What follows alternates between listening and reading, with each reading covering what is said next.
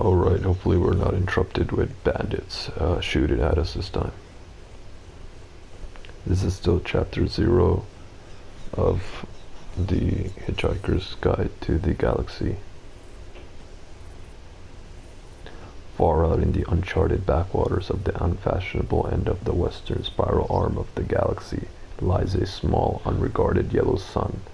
Orbiting this at a distance of roughly 92 million miles is an utterly insignificant little blue-green planet whose ape-descended life forms are so amazingly primitive that they still think digital watches are a pretty neat idea. This planet has, or rather had, a problem, which was this. Most of the people on it were unhappy for pretty much most of the time. Many solutions were suggested for this problem, but most of these were largely concerned with the movements of small, green pieces of paper, which is odd, because on the whole, it wasn't the small, green pieces of paper that were unhappy. And so, the problem remained. Lots of people were mean, and most of them were miserable, even the ones with digital watches. Many were increasingly of the opinion that they all made a big mistake in coming down from the trees in the first place. And some said that even the trees had been a bad move, and that no one should have ever left the oceans.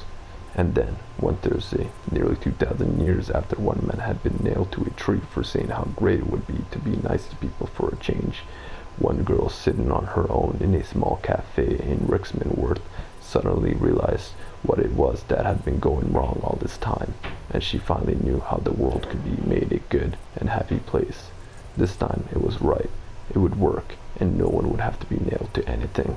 Sadly, however, before she could get to a phone to tell anyone about it, a terribly stupid catastrophe occurred, and the idea was lost forever. This is not her story, but it is the story of that terrible, stupid catastrophe and some of its consequences.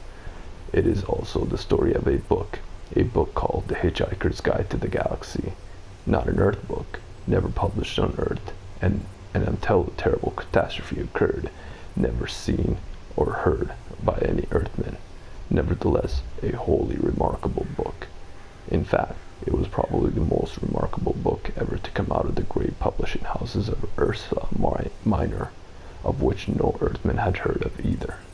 Not only is it a wholly remarkable book, it is also a highly successful one, more popular than the Celestial Home Care Omnibus, better selling than 50 More Things to Do in Zero Gravity, and more controversial than Olan Colifid's trilogy of philosophical blockbusters, where God went wrong. Some more of God's greatest mistakes, and who is this God person anyways? In many of the more relaxed civilizations on the outer eastern rim of the galaxy, the Hitchhiker's Guide has already supplanted the great Encyclopedia Galactica as the standard repository of all knowledge and wisdom. For those